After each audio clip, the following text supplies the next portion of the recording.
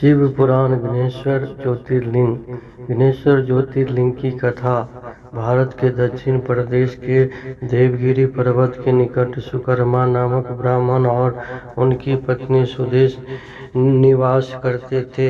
दोनों ही भगवान शिव को परम भक्त थे, परंतु उसके कोई संतान न थी। इस कारण यह बहुत दुखी रहते थे, जिसके कारण उसकी पत्नी उन्हें दूसरी शादी करने का आग्रह करती थी। अतः पत्नी के जोर देने पर सुकर्मा ने अपनी पत्नी की बहन घुसमा के साथ विवाह कर लिया।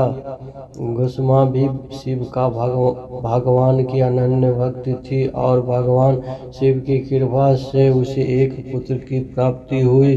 पुत्र प्राप्ति से घुसमा का मान बढ़ गया, परंतु इस कारण सुदेश को उससे ईर्ष्या होने लगी। जब पुत्र बड़ा हो गया तो उसका विवाह कर दिया गया। यह सब देखकर सुदेहा के मन में और अधिक ईर्ष्या पैदा हो गई, जिसके कारण उसने पुत्र का अनिष्ट करने की ठान ली। और एक दिन रात्रि में जब सो गए तो उसने घुसमा के पुत्र को चाकू से मारकर उसके शरीर के टुकड़े कर दिए और उन टुकड़ों को सरोवर में डाल दिया, जहाँ पर घुसमा प्रतिदिन पार्थिव लिंग का विसर्जन किया करती थी। सबको तालाब में फेंककर वह आराम से घर में आकर सो गई।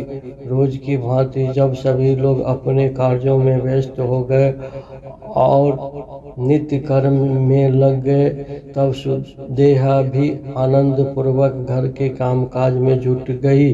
परंतु जब बहू नींद से जागी तो बिस्तर को खून से सना पाया तथा मांस के कुछ टुकड़े दिखाई दे। यह भयानक दृश्य देखकर व्याकुल बहू अपनी सास घुसमा के पास जाकर रोने लगी और पति के बारे में पूछने लगी और विलाप करने लगी। सुदेहा भी उसके साथ विलाप में शामिल हो गई, ताकि किसी को भी इस पर संदेह न हो। बहू ने क्रंदन को सुनकर घुसमा जरा भी दुखी नहीं हुई और अपने नित्य पूजन व्रत में लगी रही।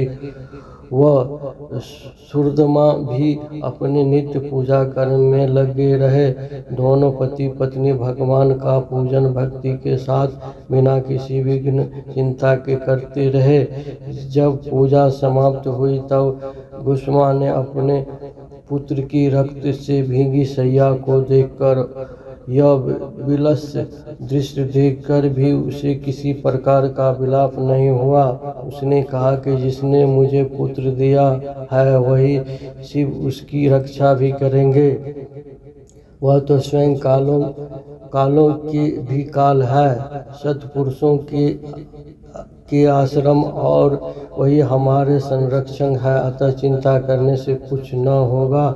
इस प्रकार के विचार कर उसने शिव भगवान को याद किया, धैर्य धारण कर शोक से मुक्त हो गई और प्रतिदिन की तरह शिव मंत्र ओम नमः शिवाय का उच्चारण करती रही तथा पार्थिव लिंगों को लेकर सरोवर के तट पर गई। जब उन्होंने पार्थिव लिंगों को तालाब में प्रवाहित किया तो उसका पुत्र सरोवर के किनारे खड़ा हुआ दिखाई पड़ा।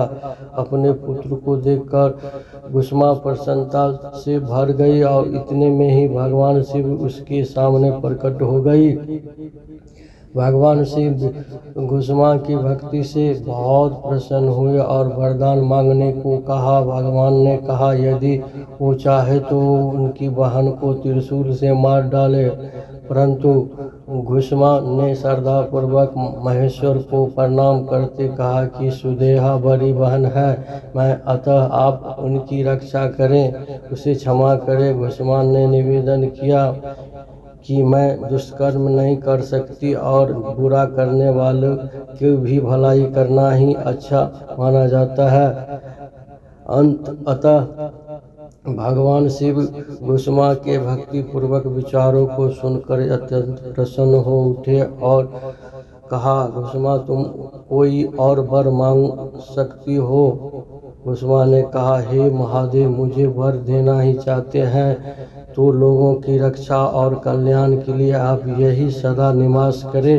कुसुमा की प्रार्थना से प्रसन्न महेश्वर शिव जी ने उस स्थान पर सदैव वास करने का वरदान दिया तथा तालाब के समीप ज्योतिर्लिंग के रूप में वहां पर वास करने लगे और गिरमेश्वर के नाम से प्रसिद्ध हुए। उस तालाब का नाम भी तब से शिवालय हो गया। हर हर महादेव।